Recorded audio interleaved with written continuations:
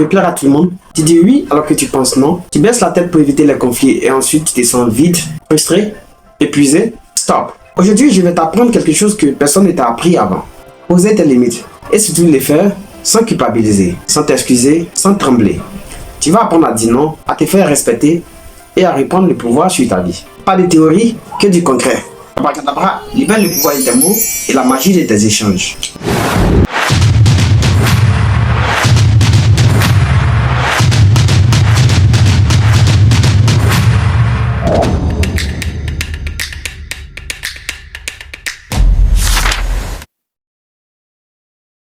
Bienvenue sur Atensha. Ici, je t'apprends à parler avec puissance, à t'exprimer sans trahir qui tu es et à construire des relations vraies. Je suis Darrell Kwasi et ce que je vais te partager aujourd'hui, ce n'est pas du blabla du développement personnel. C'est ce que j'ai dû apprendre moi-même à Dieu. Parce qu'à force de dire oui à tout, tu finis par dire non à toi-même. Et ça te détruit lentement. On va commencer par mettre une chose au clair. Si tu n'arrives pas à dire non, c'est pas parce que tu es faible. C'est parce que tu as été conditionné à croire que dire non est égal à blesser. Dire non est égal à être égoïste. Dire non est égal à perdre l'amour ou la validation. Résultat, tu préfères encaisser, faire plaisir, te suradapter. Mais chaque fois que tu fais ça, tu t'éloignes de toi-même. Et les gens, ils s'habituent à te voir comme quelqu'un de disponible, gentil, flexible, mais jamais comme quelqu'un qu'on respecte. Et maintenant, on va changer ça. Ta limite doit être claire. Pas floue, pas justifiée, pas négociable. Tiens, je te donne deux exemples concrets. Un mauvais exemple et un bon exemple. Mauvais exemple.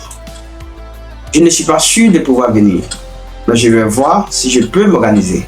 Exemple correct. Merci pour l'invitation, je ne serai pas là. Deuxième mauvais exemple. Je suis désolé, mais je ne peux pas vraiment t'aider cette fois. Exemple correct. Je ne suis pas disponible. Tu vois la différence? Pas de justification, pas d'excuse. Juste une position claire. Et tu sais quoi? Les gens respectent ceux qui se respectent. Tu peux poser une limite sans élever la voix. Tu n'as pas besoin d'être agressif. Tu as juste besoin d'être fermement calme. Respire, parle lentement et regarde la personne dans les yeux. Exemple, je comprends que ce soit important pour toi, mais je ne suis pas à l'aise avec ça. Tu restes ouvert, mais tu ne te déroutes pas. Et si la personne insiste, tu répètes, ma réponse est non. Pas besoin d'en faire un drame. Poser une limite, ce n'est pas rejeter l'autre. C'est rester fidèle à toi.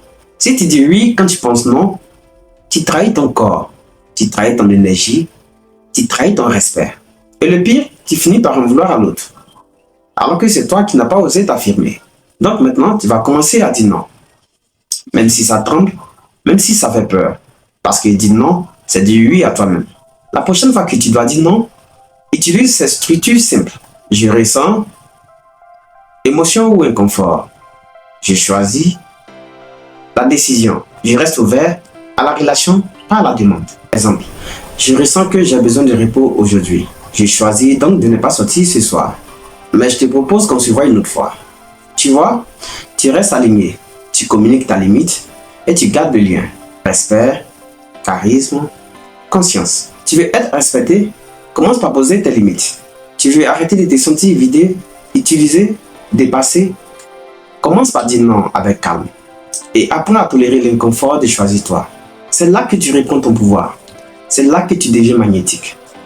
Dis-moi en commentaire, quelle limite vas-tu poser cette semaine? Je veux le lire, je veux voir ton engagement. Abonne-toi à cette chaîne si tu veux continuer à t'exprimer avec puissance, conscience et vérité. Active la cloche de notification pour ne manquer aucune de nos vidéos.